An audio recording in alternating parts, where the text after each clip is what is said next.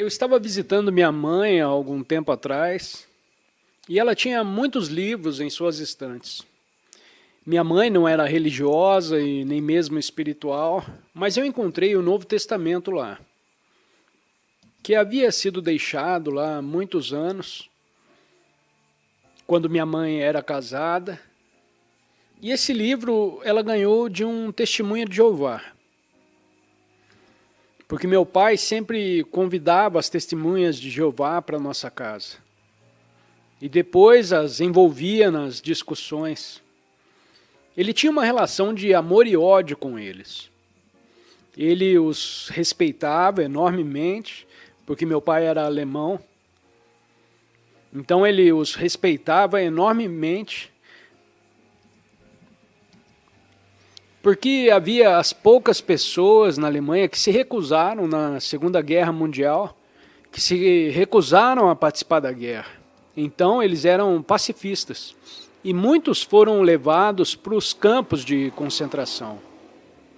E morreram porque se recusaram a pegar em armas. E meu pai os respeitava muito por isso. Mas quando eles começavam a falar com ele, ele ficava bravo. Mas ele deve ter aceitado esse Novo Testamento. De qualquer forma, eu encontrei o Novo Testamento na estante de minha mãe e abri naquele momento. Claro, eu já tinha lido na escola, tive uma educação católica. Eu tinha lido na escola, mas depois li e disse, uau! Eu podia ver uma verdade mais profunda sendo expressa do que eu já tinha ouvido na igreja, no que Jesus estava dizendo. Eu imediatamente tive uma compreensão profunda do que ele estava falando. E percebi também que o Novo Testamento realmente é fragmentos, porque ninguém tem um ensinamento completo de Jesus. Porque as pessoas têm os fragmentos que eles lembraram e eventualmente escreveram. E eu acredito que não todos os fragmentos são realmente ditos por Jesus. Mas quando fazem, os que são realmente proferidos. Mas eu sabia, sem sombra de dúvida, que certas coisas que li foram realmente ditas por alguém que estava profundamente alinhado com a consciência. Então eu vi a verdade, então que ela mentiu sobre isso.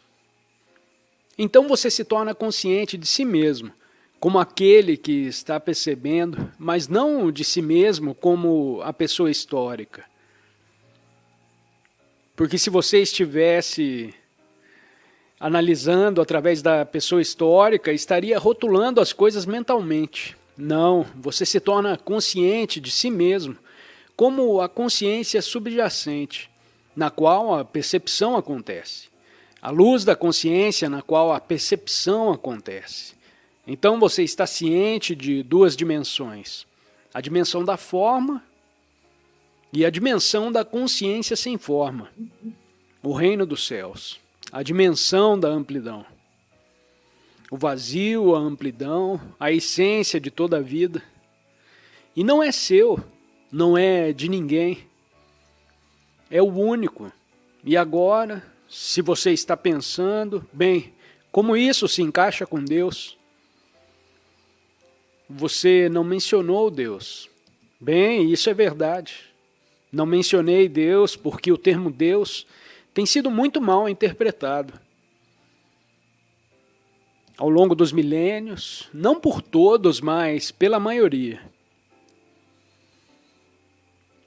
Você não pode, obviamente, você não pode entender Deus. É simplesmente absurdo fazer qualquer declaração, porque é totalmente, quero dizer, a linguagem consiste em apenas alguns sons. Apenas alguns sons que são produzidos pelas cordas vocais e pela pressão do ar. Então você tem as vogais, A, E, I, O, U. Então você adiciona alguns sons de pressão de ar. Você espera entender o segredo do universo através da combinação de alguns vocábulos.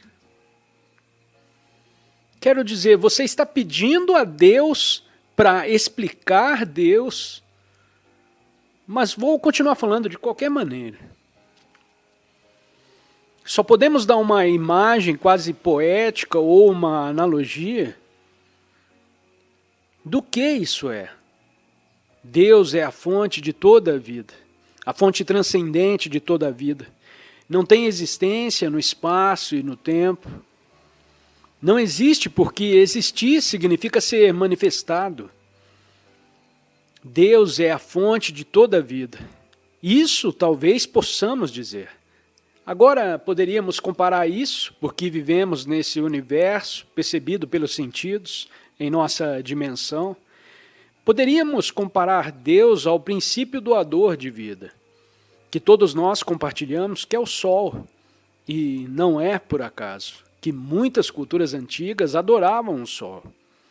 Porque, obviamente, sem o Sol, toda a vida desapareceria imediatamente. O próprio calor em seu corpo e, em última análise, derivado do Sol, das calorias. Então, o Sol emana continuamente. Quase se poderia dizer, sim, ele tem uma vida útil, mas em relação à nossa vida útil, ele é eterno. Então, é uma analogia.